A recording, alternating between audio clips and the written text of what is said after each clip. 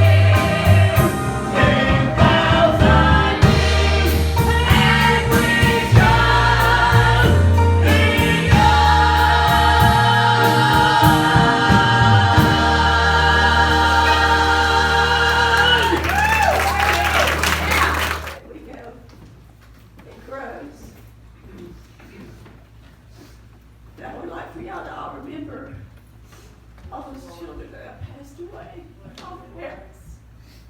And we have parents here that have lost children. And it's the hardest thing in the world to bury one. But we've lost others. Everybody has lost somebody that they're remembering this year. We've lost Lynn. It's been our first year out. We lost that girl. This will be our first year out. There's others that we've lost. Lost Angel's Day. But I want to let Chrissy sing you a song this morning. I want to dedicate it to her dad. Amen. Today is his birthday. But just pray for all of those that need our prayer to get through. I don't know how people get through without God, without the support of a church family. Amen. And I want to say that I love the Lord and I thank Him for everything He's given me. Amen. There's a lot of people that's had a hard time this year. We've had a lot of sickness. But He's in control. Right. Right. He knows what's ahead of us.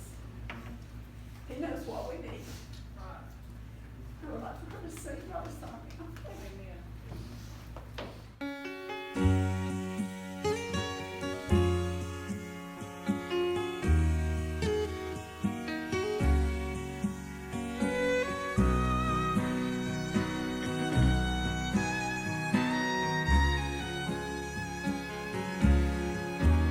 As a child, I'd wait by the window and wait for Daddy to come home. He'd make our lives complete, gave us strict security, 'cause Daddy's home.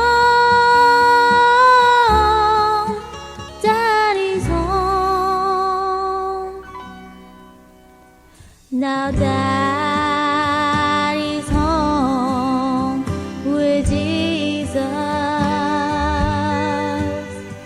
His love remains a memory. He waits at Jesus' side with his arms open wide, saying, "Come on in, my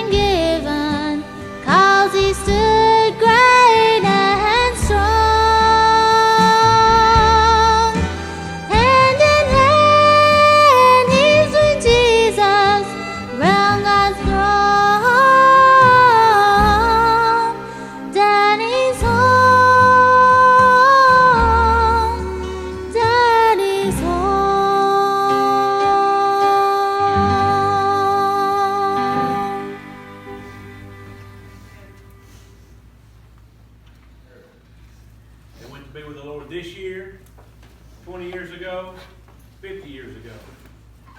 It's been a blink of an eye up there. They're waiting on us, and one day we'll spend eternity where 10,000 years is just Amen. Thank you, a Lord. blink of an eye, and I'm thankful that no tears in heaven. Amen. Amen. Luke chapter 6. Moving into the second section of this chapter, which is 6 through 11. Luke chapter 6.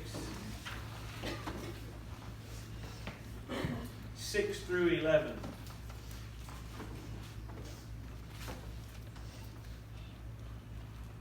And it came to pass also on another Sabbath that he entered into the synagogue and taught. And there was a man whose right hand was withered.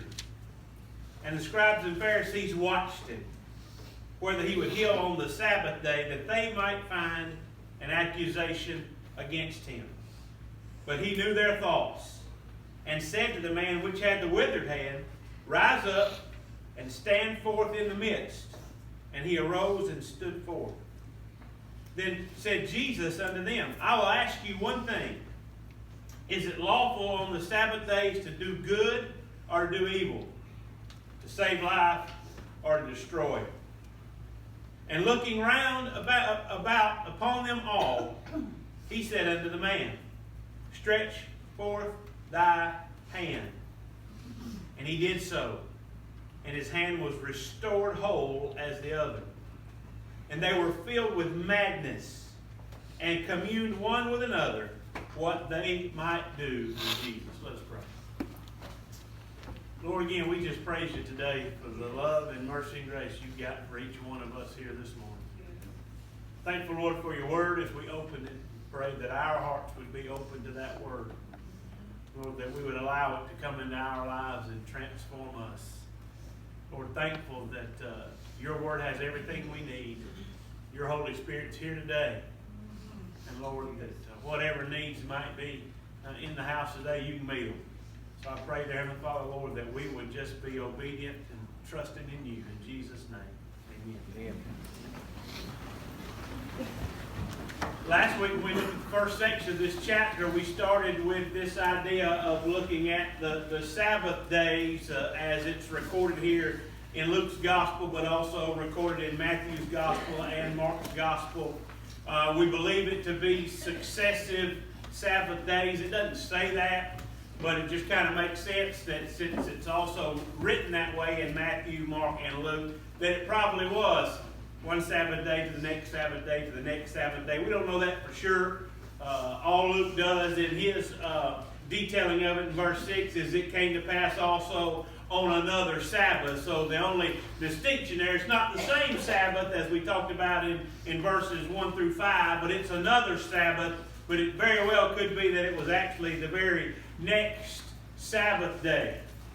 And we've got this again, growing hatred of Jesus by the Pharisees and the scribes.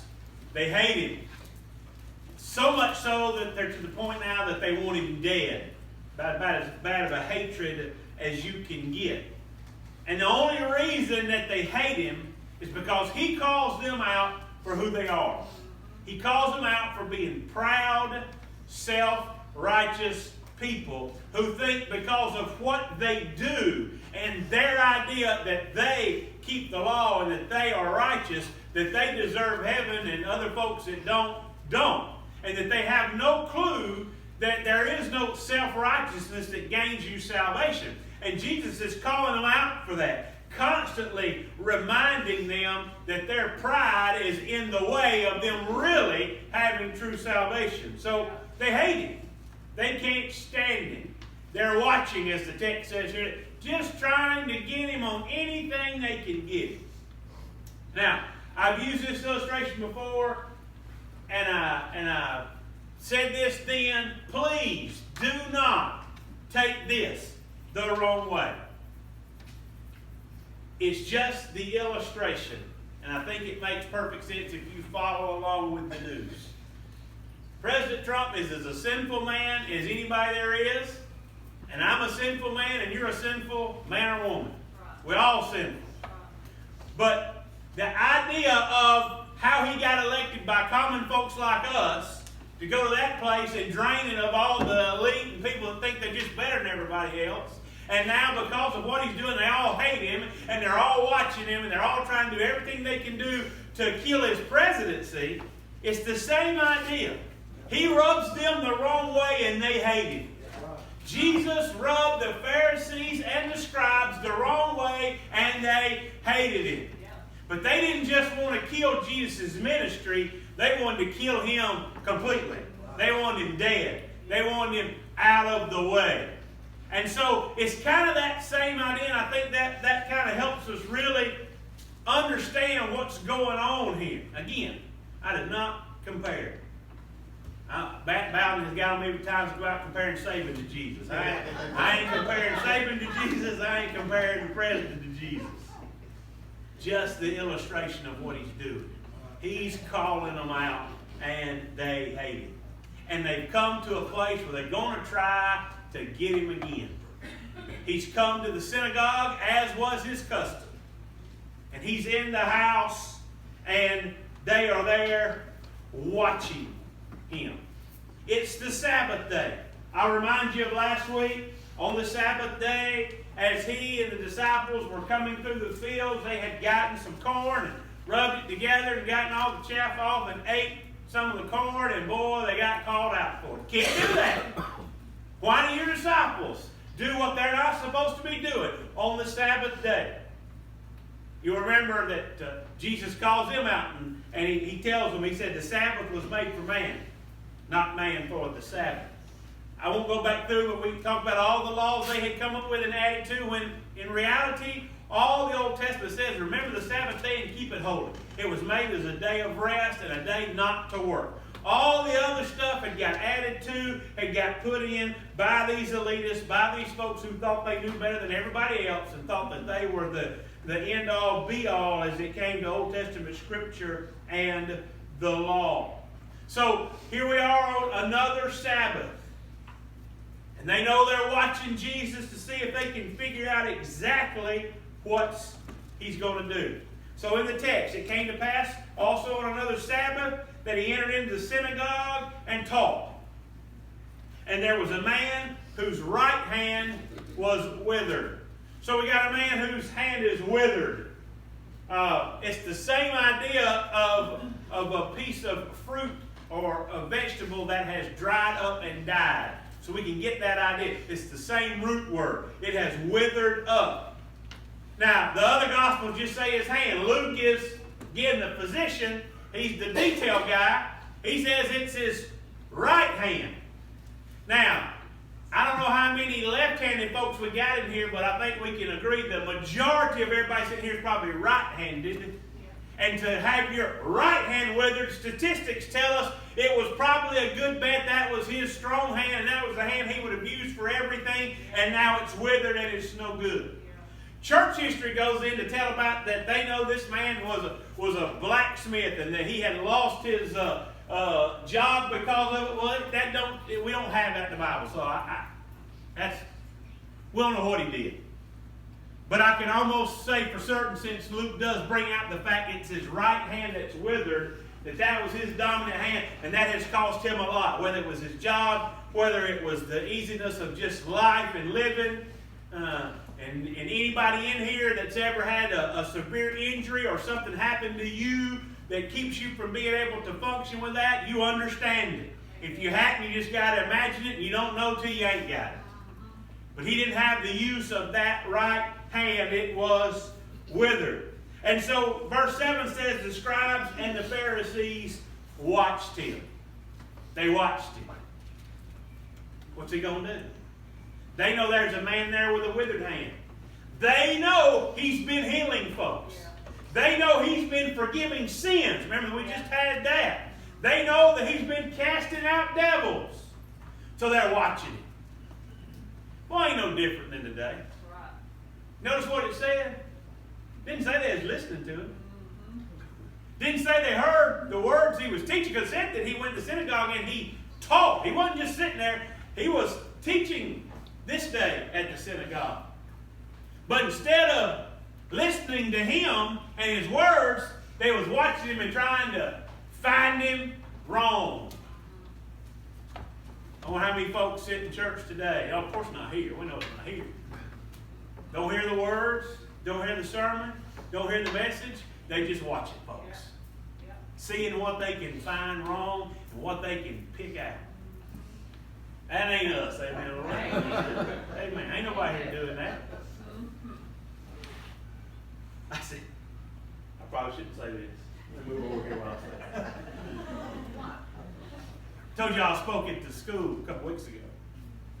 And as I spoke at the school, and of course I was nervous, and I'm standing up in front of all them folks and talking, and I get going, and I'm going real good, and I get to a point where I'm going to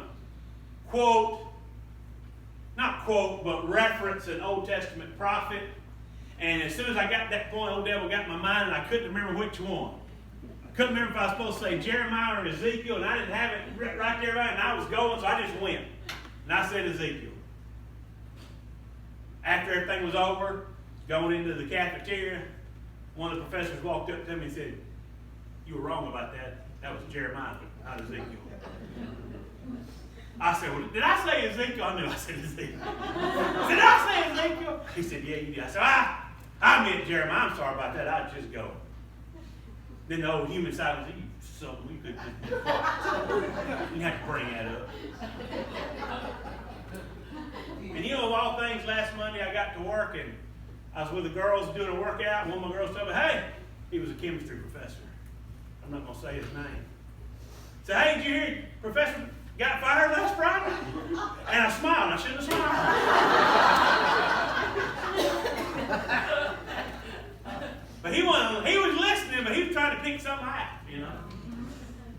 Pharisees and the scribes, they just watching him. Just trying to catch him at something. They don't care about what he's saying. They don't care about what the message is. All they want to do is catch him in a trap because they hate him. So they're listening, the Bible said. I like verse 8 though. Look what verse 8 says. But he knew their thoughts. He knew why they were there. He knew what they were thinking. Well, I'd love to know what y'all was thinking. Kathy being honest. He knew what they were thinking. He knew what was in their minds. He knew exactly why they were there and what they were doing. And because he knew they were watching him and they knew this man was there, it says, he said to the man which had the withered hand, "Rise up and stand forth in the midst." In other words, wherever he was sitting. I just use Al. He said, "Alan, get up." That man got up and stood up right in the middle of everybody. Oh, here it goes now. Now they know something's fixing to happen. He knows they're watching. He knows that's what they want. He has everything under his control at this point. Boy, they're ready. He's fixing to do it. It's the Sabbath day. He can't heal. We'll get back to that in a second. Verse 9 tells us, "Then said Jesus unto them, I will ask you one thing. Is it lawful on the Sabbath days to do good or to do evil? To save life or to destroy it?" It's a good question. This is the Sabbath day. Remember the Sabbath day and keep it holy. You said we can't do anything. God said just rest and don't work. You know, they had taken it so far as doctors couldn't work on people on the Sabbath because that was work. You couldn't, the only way you could really do anything for anybody on a Sabbath day involving someone with sickness and illness is if they were about to die. You could work on them to keep them from dying as best as they had back then. But you couldn't take care of folks. You couldn't do stuff. It's the Sabbath. It's the Sabbath. You can't do anything. And so Jesus bringing it up. Because again, he just got through them last time about the food. He said, "Y'all not remember David? David went into the house of God and ate the showbread." And if God's law can be circumvented or set aside for the life of someone, don't you think your laws that you made up that aren't biblical or aren't godly anyway could also be. So he's asking himself, what do you think about this? Is it okay to do good on the Sabbath, or are we just supposed to do evil? Boy, it's just burning them up. Because this is their day. This is the day they're on parade. This is the day that they show you just how elite they are. Hey, you want to do good on the Sabbath, he said, or do you want to do evil? Do you want to save life, or do you want to destroy it? It's a great question. And he is all over them about this. You know, what are they going to say? They can't be right either way. And he's right all the way. Remember, he had just told them when they got on to the disciples. Remember, they didn't get on him, they got on the disciples about going through and getting the grain and eating the corn on the Sabbath day. He had just told, hey, y'all not in charge of the Sabbath day. I'm in charge of the Sabbath day. And so here he is reminding them right now that, amen, you're not in charge of the Sabbath day. I'm in charge of the Sabbath day. Notice that when he asks that question, it doesn't say that they answer it. Verse 10 says, and looking round about upon them all. There's a pause here. There's a stoppage in time. He asks them the question. And then, I believe, don't say he looks at everyone, I believe he makes eye contact with every one of them. And I believe just about every one of them, as they also sat in silence, probably dropped their head and looked down at the ground because they didn't want to look at it. Luke just tells us that he looked upon all of them. Mark's version tells us that he was angry at them. Angry. Oh, preacher, you're supposed to get angry. He said, be angry, but sin not. You can be angry. You just don't let that anger turn into sin. Jesus was angry at them. He was angry because he knew why they were there. He knew it had nothing to do with worshiping God in the synagogue. He knew they weren't listening to his message. He knew all they wanted to do was catch him in something, so he's about to give them the chance to catch it. And he's angry about it. And he asked them that question. And as proud and lofty and high-minded and high-talking as they were, they didn't have a word to say as an answer. They just sat there in silence. I love how he does this in verse 10. And he said unto the man, stretch forth thy hand. Again, remember, we're in the synagogue. We've talked about this just recently, much like how we set our services up today. So just like I said, he has sat there, he has said, and Alan's going to get you to it. Alan, stand up. There's no Alan got him a withered hand, he's standing there. Now he's asked the Pharisees, and it's silence. Nobody's saying nothing. He's looking them in the eyes. They won't say anything, but there's that man still standing there. Here's Jesus up in front of the synagogue. Notice what he does. He says, stretch forth thine hand. He doesn't come down out of the crowd. He doesn't Ernest Ainsley him and pop him in the forehead. He doesn't Benny Hinn and shake him and wave him and make him fall down. He doesn't even say, by faith, you're healed. He doesn't say, repeat after me. All he does is says, hey, brother, stretch your hand out. I don't stretch your hand out. Other hand's right hand.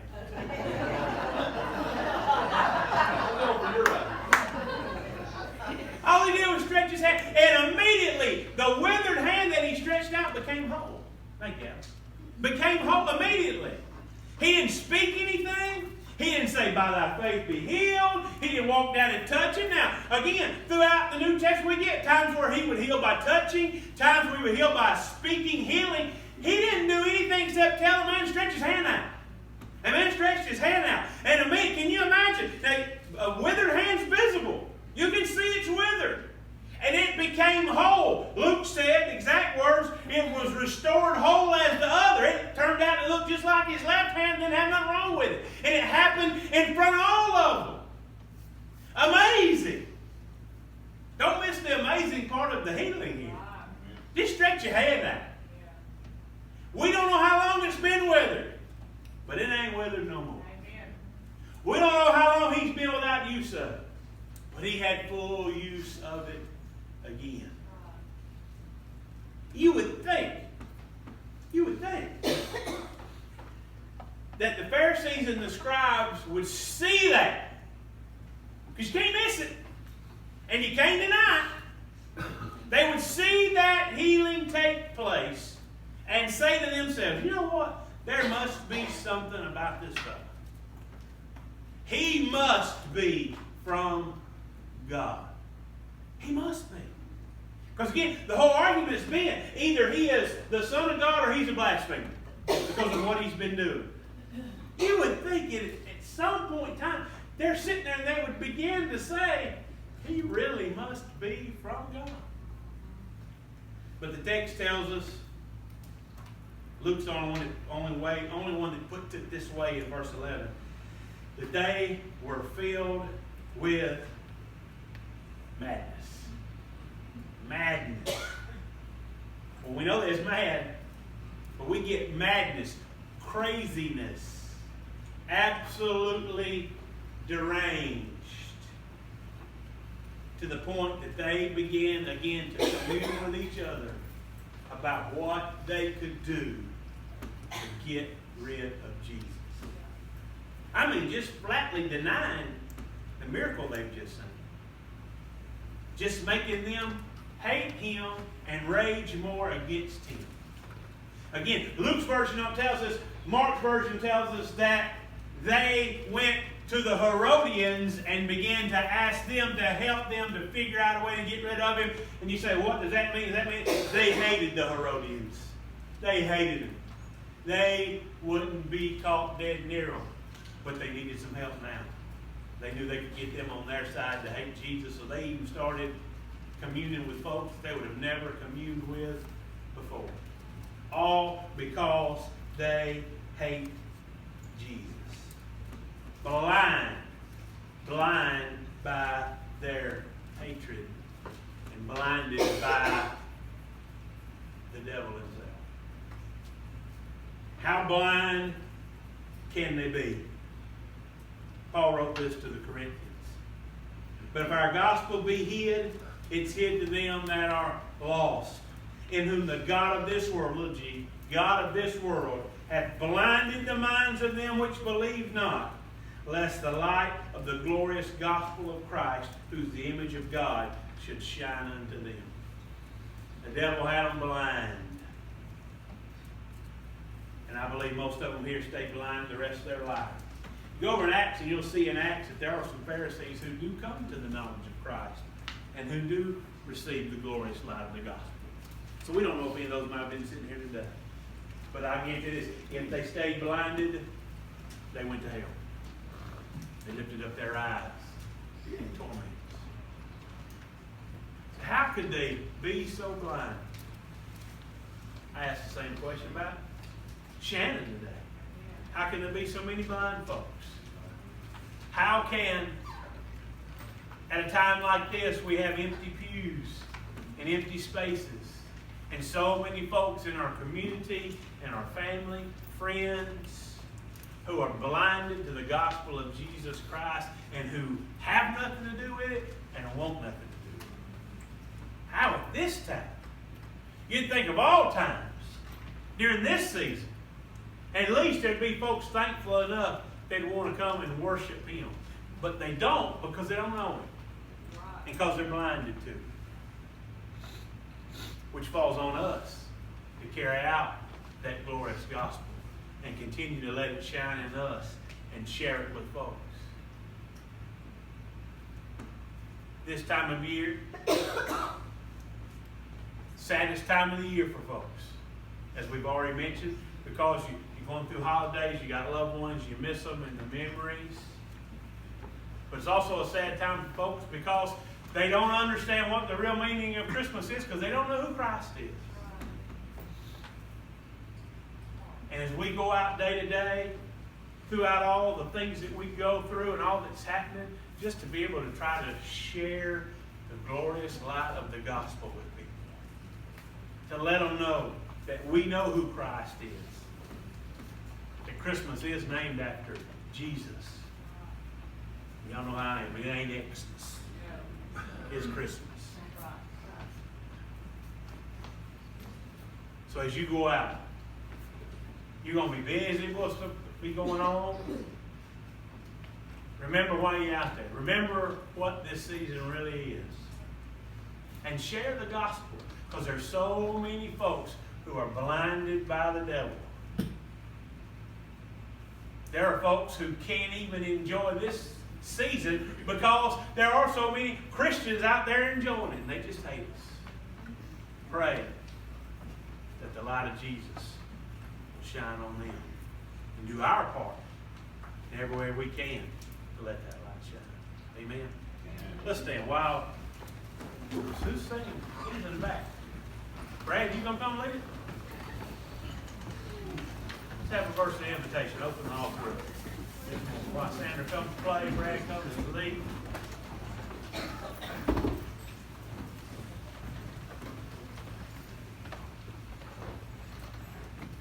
We open the altar this morning. Holy Spirit's dealing with you.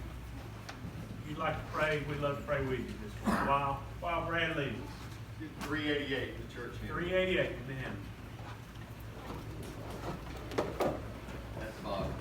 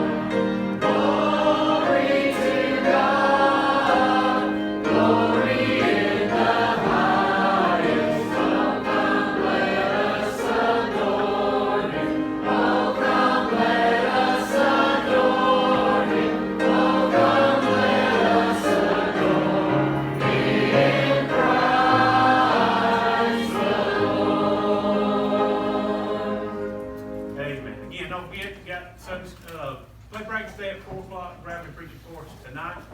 I don't know if it's because I'm getting older. I don't know if it's because Thanksgiving was so late this year as it falls, but it's just hard to believe it's already Christmas time. It's 3 weeks from today, we'll be in service, and Christmas will have been over with. That's just amazing. With that in mind, as fast as everything goes, with all we got going on, if you get a chance to be here Wednesday night, it's a special service. If you haven't been here before, I'd encourage you to come take part in it. If you've been here before, you know all about it. I just think it's a great night to be able to stop and slow down and think about Jesus and Christmas. So I invite everybody to come be a part of Wednesday night's service here at 7 o'clock. But before that, we got service tonight at 6. Make the plans to be here. Brother Andy, would you dismiss?